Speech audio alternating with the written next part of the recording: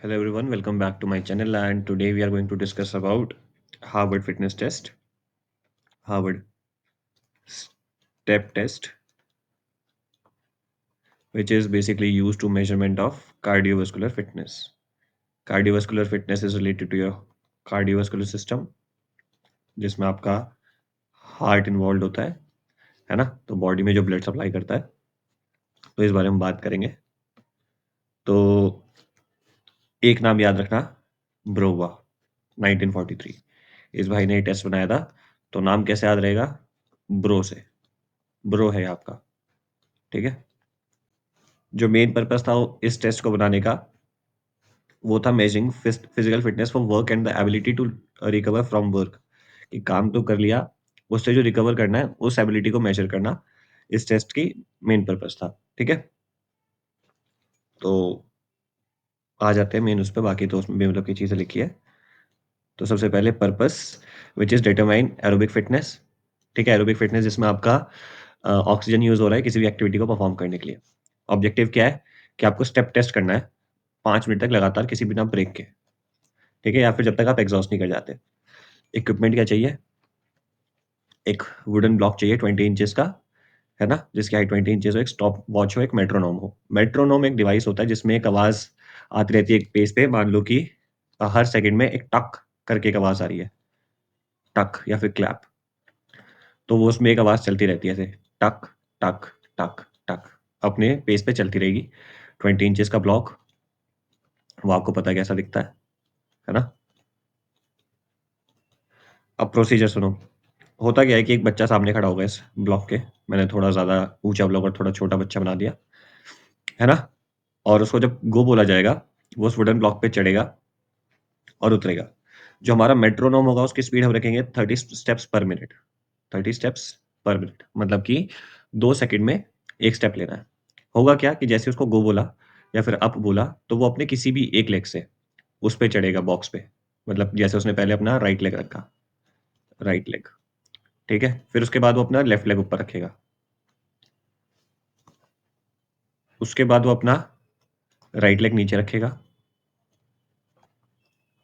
उसके बाद वो अपना लेफ्ट लेग नीचे रखेगा। इसी सीक्वेंस में वो अपने सारे स्टेप्स रखेगा। राइट लेग ही हर बारी ऊपर रखेगा अगर उसने राइट से स्टार्ट किया। अगर लेफ्ट से स्टार्ट किया तो लेफ्ट हर बारी ऊपर रखेगा। सेम सीक्वेंस उसका चलेगा, है ना? यही उसके साथ होता रहेगा अगले 5 मिनट तक, या फिर 5 मिनट तक, या फिर अगर वो पहले एग्ज़ॉस्ट कर जाता है। अगर वो एग्ज़ॉस्ट कर जाता है, तो उसका टेस्ट वहीं रोक दिया जाएगा। तो उसके बाद हम फ़ॉर्मूला जो लगाएँगे, वो होगा शॉर्ट फ़ॉर्मूला, क्योंकि वो पहले रुक गया। उसके मतलब उसका एग्ज़ॉशन पहले हो गया। हम ये भी लगा सकते हैं और दूसरा भी फ़ॉर्मूला है ना? इन सब चीज़ों में वही लिखा है आगे भी कि एक्ज़ैक्टली 5 मिनट्स ऑफ स्टेप्स, है ना? तभी बंदा रुकेगा, उससे पहले नहीं रुकेगा। और उससे पहले वो तभी रुक सकता है, जब वो एग्ज़ॉस्ट कर जाए। यहाँ पे लिखा भी है, "If the student is unable to maintain the pace, then he is considered to be exhausted and the test is brought to an end before completion of 5 minutes." तो 5 मिनट या फिर अगर उससे पहले वो थक जाता है, तो उस टेस्ट को हम रोक देंगे। तो अब जैसे वो टेस्ट को रोक दिया, तो अब हमने उस बच्चे को बिठाया कि भाई तू बैठ आराम से, है ना? वो बैठा, ये सीट है। फिर हमने उसका हार्ट रेट लिया, हार्ट रेट लिया। हार्ट रेट मेजर कैसे करते हैं? रेडियल से। रेडियल कहाँ होता है? हमारी रिस्ट पे। ये हमारी रिस्ट है, जैसे मान लो लेफ्ट हैंड की। बहुत गंदा हाथ बनाया है। ये यहाँ से जो हम हार्ट हार्ट रेट मेजर करते हैं, इसको हम रेडियल कहते हैं। करना कैसे है? आप कुछ भी कर सकते हैं, मतलब आपने मेजर करना स्टार्ट किया तो आप 10 सेकंड्स तक उसको काउंट करिए।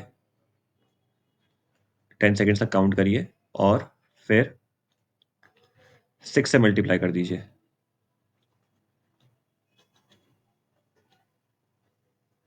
तो इससे हमें 60 सेकंड्स का हार्ट रेट मिल जाएगा।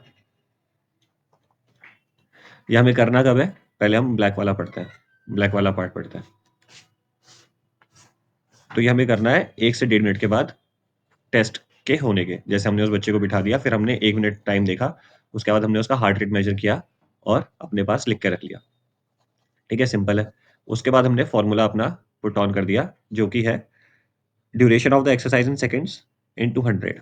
अब मान लो कि हमारा जो बच्चा था वो सिर्फ 2 मिनट कर पाया, तो duration of the exercise in seconds क्या होगा? 2 मिनट को अगर हम करेंगे सेकंड्स में, तो 120 सेकंड्स हो गया, इनटू 100 कर दिया, डिवाइड कर दिया 5 into 5 into pulse count of 1 to 1.5 minute after the exercise. तो मान लो कि उसका पल्स काउंट आया जो हमारा 1 मिनट बाद जो हमने लिया है, हार्ट रेट जो है, pulse count is heart rate only, वो है हमारा 75। तो इसको हम सॉल्व कर देंगे, वो हमारा आंसर आ जाएगा। एक तो ये तरीका है। और अगर जो लॉन्ग मेथड हम यूज़ करेंगे, तो हम क्या करेंगे, हम पहले उस बच्चे का हार्ट रेट लेंगे, जब इसे हमने रेस्ट पे बिठाया, पहला हार्ट रेट लेंगे हम, हो जा भैया सेलेक्ट, पहला हार्ट रेट लेंगे हम 1 टू 1.5 मिनट्स का आफ्टर द एक्सरसाइज, ठीक है? फिर हम उसको बैठा रहने देंगे 1 मिनट और, फिर हम 2 से 2 ढाई मिनट वाला हार्ट रेट लेंगे, फिर हम उसे बैठा रहने देंगे, फिर हम 3 से 3.5 मिनट्स का हार्ट रेट लेंगे। इतनी देर तक हार्ट रेट नहीं लेना है, इतनी देर तक हार्ट रेट नहीं लेना है। ये जैसे एक्सरसाइज हुई, एक्सरसाइज पूरी हो गई, हमने उसे बिठाया, फिर हमने 1 या डेढ़ मिनट बाद हार्ट रेट लिया है। फिर ये वाला हार्ट रेट लेने के 1 मिनट बाद, जो कि एक्सरसाइज का आफ्टर द एक्सरसाइज 2 ढाई मिनट हो गया, क्योंकि हमने एक्सरसाइज करी तो उसके बाद 2 ढाई मिनट हो गया इसके बाद। फिर हमने उसको 1 मिनट का ही हार्ट रेट होता है हमेशा, हार्ट रेट हमेशा 1 मिनट का ही होता है, बस इतनी देर बाद लिया है हमने, ठीक है? फिर हमने आफ्टर द एक्सरसाइज 3 या साढ़े 3 मिनट बाद हमने फिर से हार्ट रेट ले लिया। तो इन सब के बीच में 1-1 मिनट का गैप है, और अगर हम डायरेक्टली देखें तो आफ्टर द एक्सरसाइज में 1 मिनट का गैप है, इसमें आफ्टर द एक्सरसाइज 2 मिनट का गैप है, इसमें आफ्टर द एक्सरसाइज 3 मिनट का गैप है। हमने तीनों का हार्ट रेट लिया, ठीक है? उसके बाद हमने फॉर्मूला पुट ऑन कर दिया। हमने वही फॉर्मूला फिर से लगाया कि ड्यूरेशन ऑफ द एक्सरसाइज मान लो 5 मिनट है, 5 मिनट अगर हम 60 कर दें तो 300 सेकंड्स हो गए, है ना? क्योंकि हमने इस बारी पूरी एक्सरसाइज करी है, मान लो पूरी एक्सरसाइज करी है, इस बारी 2 मिनट नहीं पूरे 5 मिनट करी है। 300 इंटू 100 डिवाइडेड बाई ये वाला देखो, 2 इंटू, वहाँ पे 5.5 था, अब हमने हमारे पास 2 है। 2 into sum of heart beats in the recovery period. तो इन तीनों का जो हमारा निकल के आया, मान लो तीनों में हमारा हार्ट रेट था, मान लो एक में आया हमारा 70, फिर आया हमारा 65 और एक बार आया है 60। तो ये 5, 6, 6, 12, 12 और 7, 13, 14, 15, 16, 17, 18, 19, 195। तो ये हो जाएगा, इसको हम सॉल्व कर देंगे, ठीक है? तो हमारे जो तीनों हार्ट रेट थे, ये हमारा 1 मिनट वाला था, ये 2 मिनट वाला और ये 3 मिनट वाला। हमने तीनों का सम किया, यहाँ पे लिखा हुआ है ना, sum of heart beat in the recovery period. इन तीनों का हमने सम किया, वो हमने यहाँ पे रख दिया। ये 2 फ़ॉर्मूलाज़ थे। ये इनकी वो लिखी है आपकी। अगर हम पहले वाले फ़ॉर्मूला से करते हैं, तो ये इसका इंडेक्स है, और अगर हम दूसरे वाले फ़ॉर्मूला से करते हैं, तो ये इसका इंडेक्स है। ये 2 तरीके हैं। हम यही वाला यूज़ करेंगे जो ब्लू से लिखा हुआ है मैंने, जो ब्लू से लिखा हुआ है, ये तरीका है। ये तो हमारा हो गया कार्डियोवास्कुलर फिटनेस। अब एक होता है हमारा बेसल मेटाबॉलिक रेट। अब जब ये बीएमआर लिखा आता है, तो बच्चे क्या करते हैं, इसको बॉडी मास रेशियो समझ लेते हैं। बॉडी मास रेशियो, जो कि ये बीएमआई का फॉर्मूला वहाँ पे लिख देते हैं। अरे भैया, बीएमआई अलग चीज़ है, बीएमआर अलग है। बीएमआर क्या होता है, हम नॉर्मली भी अगर ज़िंदगी जी रहे हैं, हम कोई अगर बड़ी एक्टिविटी नहीं कर रहे हैं, हम नॉर्मली कुछ ना कुछ तो काम करेंगे, सो के उठेंगे, खाना खाएँगे, तो उसमें भी हमारी कैलोरी बर्न तो होएगी, क्योंकि मूवमेंट तो हो ही रही है मसल की। तो उस मसल मूवमेंट के लिए जो भी हमारे अंदर जो भी कैलोरीज़ बर्न होती है ना? जो एनर्जी चाहिए होती है, उसका रेट है ये। BMR is the number of calories burned by the body while performing basic life sustaining functions, है ना? जो कोई बड़े काम में इंसान एंगेज नहीं हो रहा है, तब भी उसको एनर्जी तो चाहिए फंक्शन करने के लिए और अपने इंटरनल ऑर्गन्स के लिए। उस उस पूरे प्रोसेस को, उस रेट को, कि हमने कितनी एनर्जी बर्न करी, कितनी कैलोरीज़ बर्न करी, उसको हम बेसल मेटाबॉलिक रेट कहते हैं, बेसल मेटाबॉलिक रेट, ठीक है? केसीएल में इसका काउंट होता है। अब टेस्ट क्या है? कुछ नहीं है भैया, पर्पस है हमारा वेसल मेटाबॉलिक रेट का। इक्विपमेंट चाहिए हमें स्टेडियोमीटर हाइट नापने के लिए,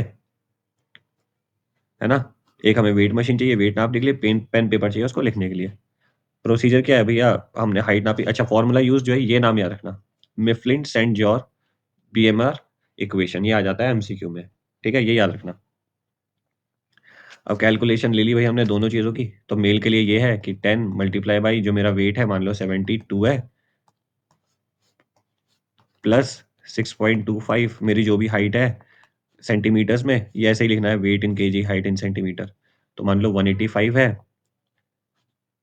माइनस करो इसमें से क्या, 5, मेरी एज कर दो 27 प्लस 5, ये मेल्स के लिए फॉर्मूला है। और ये फीमेल्स का नीचे लिखा है, इसमें भी सेम वेट केजी में होना चाहिए, हाइट सेंटीमीटर में, 5 इंटू एज और माइनस 161, इसमें बस यहाँ फर्क आ रहा है, इस और इस चीज़ का फ़र्क है। ये होता है बीएमआर, बेसल मेटाबॉलिक रेट। तो ये 2 चीज़ें मैंने आज आपको समझा दी। जहाँ इनकी डेफिनिशंस या कुछ भी पढ़ना हो, वहाँ पे वीडियो को रोक के पढ़ लेना। That's it for today. Thank you so much.